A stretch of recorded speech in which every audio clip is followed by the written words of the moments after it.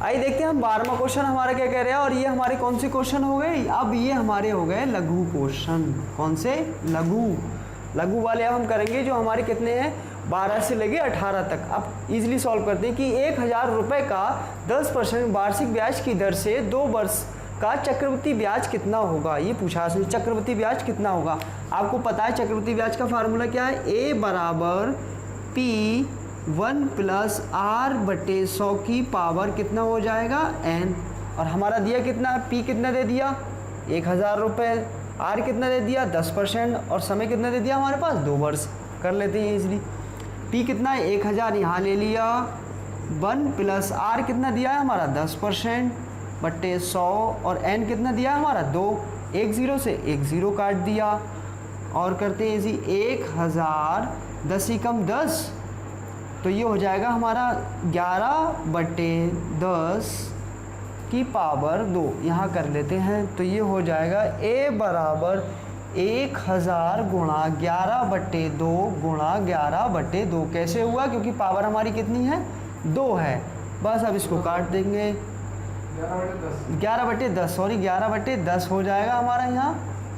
अब काट देंगे, पावर हमारी कितनी है 2 है, इसलिए हमने इसको 2 बार लिख दिया। एक बार 0 से ये वाला गया, एक बार ये वाला गया। 11 में 121 121 तो मतलब कितना हो गया हमारा 1210। तो हमारा हो गया A। अब हमें निकालना पूछ कर रहा था वो चक्रवृद्धि ब्याज, और चक्रवृद्धि ब्याज का फार्मूला आपको पता है क्या होता है। चक्रवृद्धि ब्याज का फार्मूला जो हमारा मिश्र धन आया है, ये जो हमारा मिश्र धन आया वो मिश्र धन में से हमें क्या करना पड़ता है, मूलधन जो हमारा P था उसको माइनस कर देते हैं, मतलब A माइनस P कर देते हैं। A हमारे पास आया 1210, ठीक है, और P हमारे पास कितना है 1000। तो हमारा आंसर कितना हो जाएगा 210 रुपये। ये हमारा क्या होगा चक्रवृद्धि ब्याज, यही हमारा आंसर होगा। अब देखते हैं 13वां। आइए देखते हैं हमारा 13वां क्वेश्चन क्या कहता है कि एक ठोस घनाभ की लंबाई, चौड़ाई और ऊंचाई में अनुपात जो दिया हुआ है वो है 4:5, 5:6 अनुपात। अब एक चीज़ ध्यान रखना, जब भी आपको इस सिक्वेंस में क्वेश्चन मिले तो वहाँ पर आप x मान लीजिए। आपको टेट में भी ये क्वेश्चन मिलेगा, सी टेट में भी क्वेश्चन मिलेगा, इसलिए इंपॉर्टेंट भी क्वेश्चन है। ठीक है, आप पढ़ते हैं क्वेश्चन का अनुपात का है तो उसका आयतन 960 घन सेंटीमीटर क्यों है। तो घनाभ की मापे मतलब लंबाई, चौड़ाई और ऊंचाई ज्ञात करना है आपको। बहुत बढ़िया क्वेश्चन है और इम्पोर्टेंट भी क्वेश्चन है, रिपीट भी हो जाती है, उसमें संख्याएं चेंज कर देता है ना। तो हमें क्या करना है, घनाभ की किस अनुपात में 4, 5 और 6 अनुपात में हमारा दिया हुआ है। तब हमें क्या करना पड़ेगा, घनाभ की लंबाई। अब घनाभ की देखो, घनाभ की लंबाई कितनी मान लेंगे हम 4x, है ना। अब घनाभ की ऊंचाई कितनी मान लेंगे हम 5x, और घनाभ की चौड़ाई कितनी मान लेंगे हम 6x। बस आपको पता है ये घनाभ का आयतन क्या होता है, घनाभ का आयतन का फार्मूला क्या होता है, लंबाई अभी कर चुके हैं पीछे, चौड़ाई जो दीवार का था गुणा ऊंचाई, वही घनाभ का होता है हमारे पास। ये होता है हमारा फार्मूला। अब देखो इसने एक चीज़ में दे रखी, क्या दे रखा है, घनाभ का आयतन उसने पहले से दे रखा है और उनकी लंबाइयाँ, चौड़ाइयाँ और ऊंचाइयाँ पूछे हैं। तो घनाभ का आयतन कितना दे रखा है,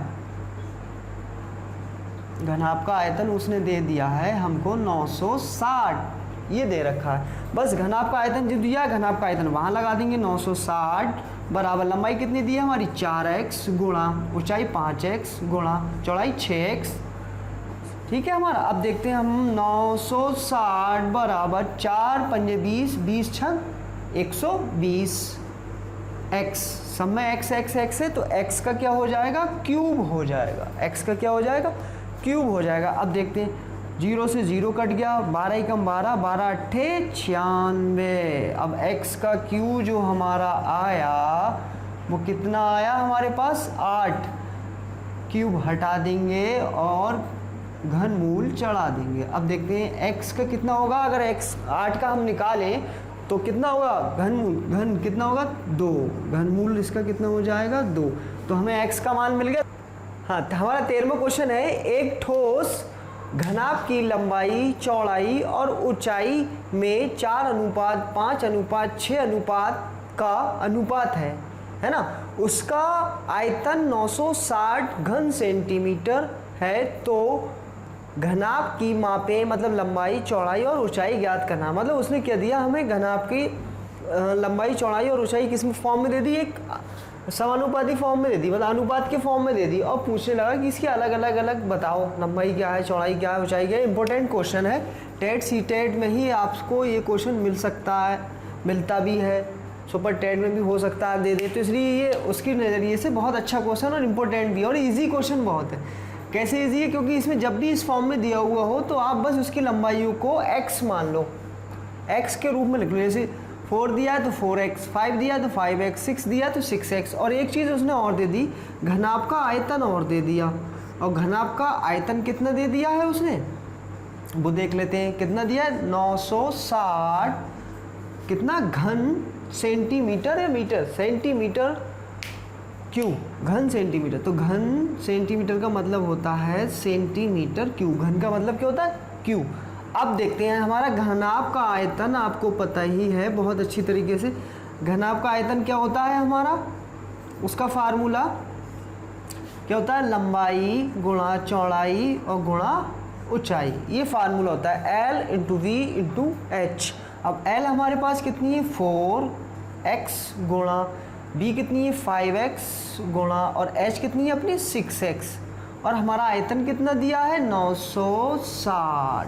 बस अब देखते हैं, 960 बराबर 4 पंजे 20, 20 छंग 120 x का क्यूब, क्योंकि गुणा में घातें क्या होंगी, जुड़ जाएंगी। इसमें कितने x है, कितने x है, 3 है तो 3 हो जाएंगी, 0 से हम 0 काट देंगे, 12 कम 12, 12 8 96। तो हमारा x का जो क्यू है वो कितना आ गया, x का क्यू 8 आ गया, 8 आ गया नहीं आ गया। अब x का मान हम यहाँ से निकाल लेंगे, तो x कितना आ जाएगा हमारा, 2 आ जाएगा, क्योंकि जब भी हम किसी का घनमूल निकालें तो उसको 3 टुकड़ों में डिवाइड कर देते, 2 गुणा 2 गुणा 2, तो 2 दूनी 4 दूनी 8, तो कितना हो जाएगा, 2 हो जाएगा। 3 के पेयर बन जाते हैं यहाँ। एक तो हमारा ये आंसर हो गया। हमें बताना क्या है, जो हमने माना था, लंबाई कितनी है हमारी 4x, मतलब 4 गुणा 2 बराबर 8 कितनी सेंटीमीटर, एक ये हो गई। और उसके बाद क्या है हमारी चौड़ाई, चौड़ाई कितनी है हमारी 5x, तो 5 गुणा 2 बराबर कितनी हुई, 5 दूनी 10 सेंटीमीटर। तीसरा हमारा क्या है ऊंचाई, ऊंचाई हमारी कितनी दे दी उसने 6x, और 6 को हम कैसे लिख सकते हैं, 6 गुणा 2 बराबर 6 दूनी 12। अगर हम इसको चेक करें तब भी हमारा आंसर कितना आएगा, 960 आएगा। देखो कर लो चेक, 12 धाम 120 और 120 अट्ठे 960, यही हमारा क्या हुआ आंसर। अब हम देखते हैं 14वां क्वेश्चन हमारा क्या कहता है, 14 नहीं। नेक्स्ट हमारा क्वेश्चन है x² - 1 - 2y - y²। इसका क्या करना है, हमें गुणनखंड करना है, पूछा है गुणनखंड कीजिए। इसमें हम क्या कर सकते हैं, इसको अलग ले लेते हैं और इसको अलग ले लेते हैं। देखो x² माइनस कॉमन ले लेंगे, 1 + 2y + y² है नहीं, इस फॉर्म में आ जाएगा हमारा। और ये हमारा किसका रूप होता है, आपको पता है 1 + y का होल स्क्वायर। जब खोलेंगे तो आपको यही आएगा, या कह सकते हैं हम a + v का अगर होल स्क्वायर खोलें तो किस फॉर्म में आएगा, इसी फॉर्म में आएगा। मतलब हमें क्या मिल गया यहाँ पर, x² - 1 + y का होल स्क्वायर। अब हमारे पास ये एक ये हो गया, एक ये हो गया, तो ये किस फॉर्म में मिल गया हमें, a² - b²। ये भी हमारी एक समीकरण होती है, वो क्या होती है, एक बार प्लस में लिख लेंगे हम और एक बार माइनस में लिख लेंगे। चैनल को लाइक करते रहे हमारे। अब देखते हैं हम क्या करेंगे, एक बार प्लस में ले लेते हैं और एक बार माइनस में ले लेते हैं, और यही हमारा क्या होगा, आंसर होगा। अब देखते हैं नेक्स्ट क्वेश्चन। नेक्स्ट क्वेश्चन है हमारा, एक वृत्त में एक 10 सेंटीमीटर लंबी जीवा खींच दी गई है और जिसकी केंद्र से दूरी 12 सेंटीमीटर है। वृत्त की त्रिज्या पूछा है, बहुत अच्छा क्वेश्चन है ये। देखो पिछली बार भी ये क्वेश्चन आ गया था। एक कोई वृत्त है हमारे पास, उसमें एक जीवा है, ठीक, और केंद्र से हमने क्या किया, 12 सेंटीमीटर की एक रेखा खींच दी, मतलब लंब डाल दिया। और जो जीवा है इसकी लंबाई हमारी कितनी है, 10 सेंटीमीटर। और आप एक तरह में याद रखना, जब भी हम केंद्र से किसी जीवा पर लंब डालते हैं तो जीवा को क्या करती है, आधा आधा कर देती है। तो ये हमारा 5 हो जाएगा, ये हमारा 5 हो जाएगा। और पूछ क्या रहा है वो, त्रिज्या पूछ रहा है, आर को पूछ रहा है, इसको हम मान लेंगे ए और बी, इसको ओ मान लेंगे, इसको पी मान लेंगे, है ना। अब हमारे पास एक चीज़ मिल जाएगी, क्या, ये हमारा जो बन जाएगा वो बन जाएगा समकोण त्रिभुज। हम इजीली इसमें से क्या निकाल सकते हैं, पाइथागोरस प्रमेय से आर का मान, त्रिज्या, रेडियस हम निकाल सकते हैं। देखो कैसे निकालेंगे, हम इसकी जो दी हुई है भुजाएं वो ले लेंगे। पहले हम लेते हैं OP कितना दिया है हमारा, देख लेते हैं। OP बराबर दिया है 12 सेंटीमीटर। उसके बाद हमारा दिया है PB कितना दिया है 5 सेंटीमीटर, और BO या OB कितना दिया है हमारा R सेंटीमीटर में ही आएगी। ये भी पाइथागोरस प्रमेय आपने बहुत अच्छे से पढ़ी थी। पाइथागोरस प्रमेय, जो पाइथागोरस प्रमेय हमारी होती है वो क्या होती है कि कण का स्क्वायर बराबर होता है आधार स्क्वायर और प्लस लंब का स्क्वायर, इसके बराबर हमारा ये होता है। अब हम क्या करेंगे, कण तो हमें दिया नहीं है तो आर स्क्वायर ले लेंगे, क्योंकि आर माना था। आधार हमारा कितना दे दिया उसने, देखो आधार कितना दिया है 5, PB हमारी कितनी 5, 5 का वर्ग, और लंब कितना दे दिया उन्होंने 12, तो 12 का वर्ग कर देंगे, है ना। अब 5 का वर्ग हमें पता है 25 होता है, और 12 का वर्ग पता है 144 होता है। इन दोनों को हम जोड़ देंगे, 25 और 144 हमारा कितना हो जाएगा 169। आर स्क्वायर बराबर कितना हो जाएगा 169, यह मान ले लेंगे हम। आर बराबर 169, स्क्वायर हटाएंगे अंडर रूट चढ़ा देंगे, तो आर बराबर 169 किसका वर्ग होता है 13 का। तो रेडियस हमारी कितनी आ गई 13, तो आर का मान यहाँ कितना हो गया 13। वही ये क्वेश्चन में बस यही पूछ रहा था कि रेडियस हमारी कितनी है त्रिज्या, तो त्रिज्या हमारी कितनी है 13 सेंटीमीटर। अब देखते हैं हम नेक्स्ट क्वेश्चन। आइए देखते हैं नेक्स्ट क्वेश्चन है हमारा, संख्या 1 से 20 तक की सम संख्याओं का समांतर माध्य ज्ञात करना है। कितनी 1 से 20 तक की। अब आपको पता है 1 से 20 तक की कौन कौन सी सम संख्याएं होती है। पहले समांतर माध्य का फार्मूला देखते हैं हम। समांतर माध्य का फार्मूला होता है कुल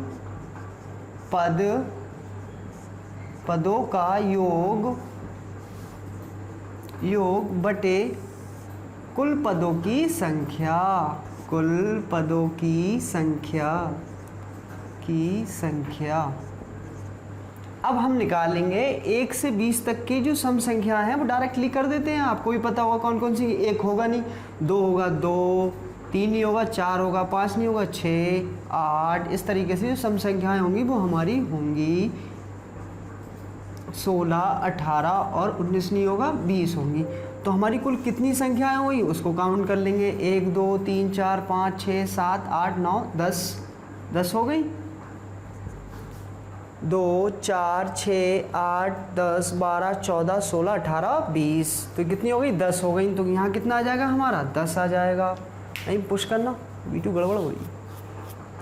कितनी हो गई हमारी 10 संख्या, तो हम नीचे कितना ले लेंगे 10। अब हम इसको ऐड करेंगे, मतलब 2 और 4 6, 6 12 8 20 30, इस तरीके से 42, इस तरीके 56 16, तो इस तरीके कितना होगा हमारा टोटल 110 होगा। नीचे कितना आ जाएगा 10 आ जाएगा। 0 से 0 काट देंगे, हमारा आंसर कितना आ जाएगा 11। जो समांतर माध्य होगा हमारा कितना होगा वो 11 होगा। अब हम नेक्स्ट क्वेश्चन देखते हैं। 17 क्वेश्चन है हमारा, निम्नलिखित घातांकीय रूप को लघुगुणक रूप में प्रदर्शित करना है, मतलब लॉग के रूप में। आपने पढ़ा होगा लॉग वाले रूप में, जो लॉग का होता है बेस 10, इस फार्मूले को आपने पढ़ा होगा।